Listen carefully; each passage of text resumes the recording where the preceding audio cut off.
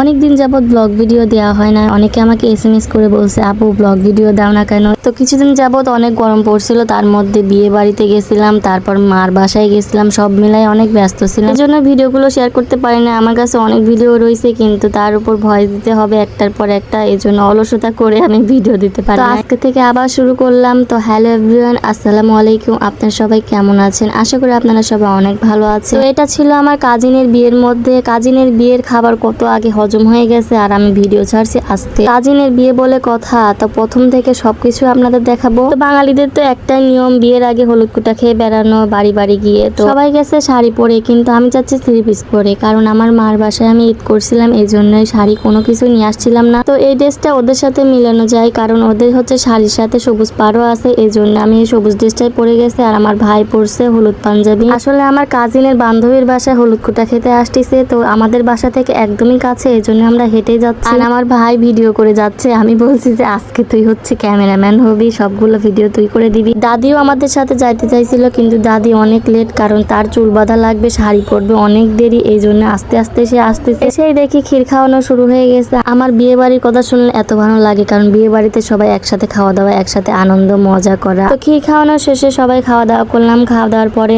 এখানে আশেপাশে ঘুরতেছিলাম, কারণ এই জায়গাটা অনেক ভালো লাগে, কারণ বড় একটা মাঠ আছে, তার পাশে পুকুর আছে। আমাদের কয় বোনরা সব এক বয়সী, কারণ কেউ 1 মাসের বড়, কেউ 2 মাসের ছোট, এরকম ছোট বড় করে, কিন্তু মজা অনেক হয় আমরা যখন একসাথে কোথাও যাই, অনেক মজা। তো আজকের ভিডিওটি এই পর্যন্তই। সবাই ভালো থাকবেন, পরের ভিডিওতে আবার দেখা হচ্ছে। তো সবাই পাশে থাকবেন অবশ্যই। আল্লাহ হাফেজ।